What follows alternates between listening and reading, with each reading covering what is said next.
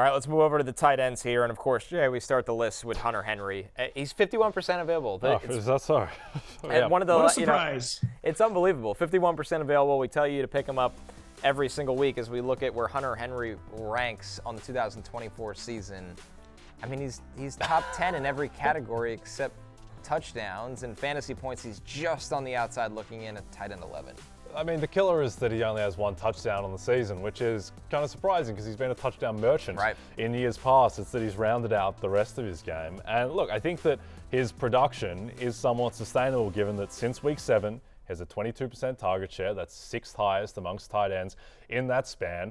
As I mentioned, big Drake May fanboy. I think May is getting better. And I think that the other thing too is that like the Bills are 14-point favorites in this game. Like there is going to be throw script against the Bills for the Patriots. So Drake May, again, as we say, Hunter Henry, as we say every single week, he is a viable streaming tight end. He's dependent on touchdowns to an extent to really elevate him into tight end 1 territory. But even without the touchdowns, he's been plenty valuable. Pat, how about Brenton Strange stepping into the Evan Ingram role and literally getting treated like Evan Ingram from Mac Jones? 12 targets, 11 catches, only 73 yards. But at the end of the day, 12 targets for Ingram's replacement.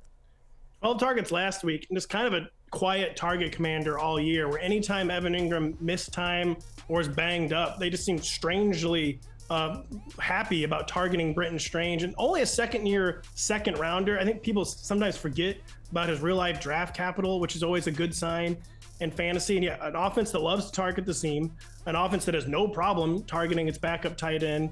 I think he's kind of surpassed Parker Washington as like the PPR sicko option in this Jaguars offense. And again, you don't need me to tell you, you're not exactly going to be feeling great if you're starting Brenton Strange in the fantasy semifinals.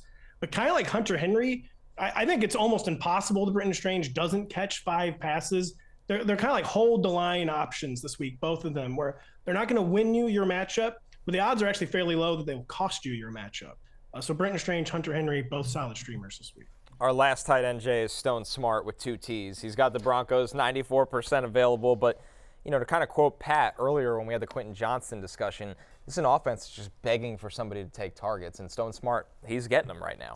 Yeah, I think the key is that, as Pat mentioned earlier, like the Chargers just can't run the ball at all. This is not a viable rushing offense with Gus Edwards and Kamani Vidal. Seem as desperate for J.K. Dobbins to come back probably next week when he's eligible off IR. And because they can't run the ball and they're going up against a really good defense, I think they're going to have to throw. And who is he going to throw to? Like it's Ladd McConkey is clearly the option 1, but then after that it's this tier 2, a clustered tier 2 of Josh Palmer, Quentin Johnston when he's in the end zone. And then Stone Smartt. So Stone Smartt gets 6 targets last week. He goes 5 for 50. And I think that just being someone who was at the top of the list on Justin Herbert's target list, it becomes viable in fantasy. Despite being a relatively unknown commodity, he's shown that he can earn targets. Hey, it's Matthew Berry from NBCSports.com and RotoWorld.com. And I want to thank you so much for watching whatever it is you just watched. Or if nothing else, being too lazy to click out of the autoplay after this video started, after whatever it is you actually wanted to watch finished.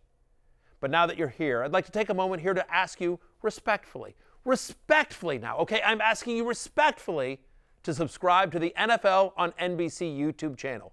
You'll get the latest RotoWorld fantasy news headlines, all sorts of great shows, including my own Fantasy Football Happy Hour. So go subscribe now. Again, I'm asking respectfully.